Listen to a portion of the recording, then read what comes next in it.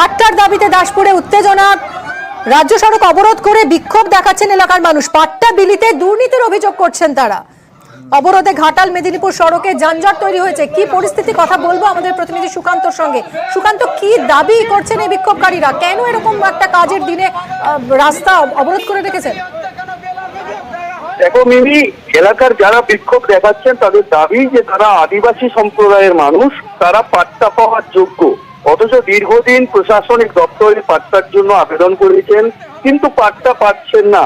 তাদের আরো পাল্টা অভিযোগ যে যারা পাট্টা পাওয়ার উপযুক্ত নয় এই রকম প্রভাবশালী ব্যক্তিদের পাট্টা দিয়ে দেওয়া হচ্ছে বলে দাবি তুলে তারা আজকে ঘাটাল থেকে দাসপুর হয়ে যে মেদিনীপুর রাজ্য সড়ক, সেই মেদিনীপুর রাজ্য সড়কের নারাজল এলাকায় তারা রাস্তা অবরোধ করে।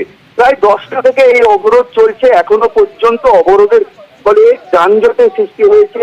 দাসপুর থানার পুলিশ অবশ্য ঘটনাস্থলে পৌঁছেছেন। তারা অবরোধকারীদের বুঝিয়ে রাস্তা অবরোধ তোলার চেষ্টা চালাচ্ছেন, কিন্তু এখনো পর্যন্ত রাস্তা অবরোধের ছেড়ে যানজটের সৃষ্টি হয়েছে।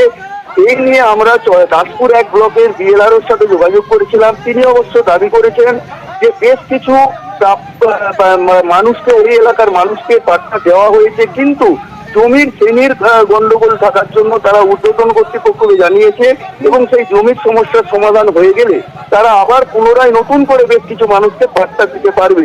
এক কথায় উঠেছে এখনো পর্যন্ত অবরোধ চলছে এবং সেই অবরোধের জেরে দীর্ঘ যানজটের সৃষ্টি হয়েছে। চরম সমস্যার মধ্যে পড়েছেন নিত্য যাত্রীরা। এদিকে অবশ্যই সুকান্ত, অনেক ধন্যবাদ।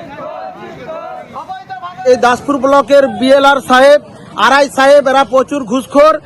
সরকারি আমাদের এই অঞ্চলে যে জায়গা, খাস জায়গা, ভেস জায়গা, সেসব জায়গাকে ওরা অবৈধভাবে বিক্রি বাটরা করছে, অবৈধভাবে পাট্টা দিয়েছে। যে পাট্টার প্রাপ্য অধিকার ভূমিহীন মানুষদের, আমরা দীর্ঘদিন বঞ্চনা হয়ে পড়ে আছি। খাসল্যান্ডের উপর আমরা কোনো ঘর পাইনি, কোনো পাট্টা বিলি হয়নি।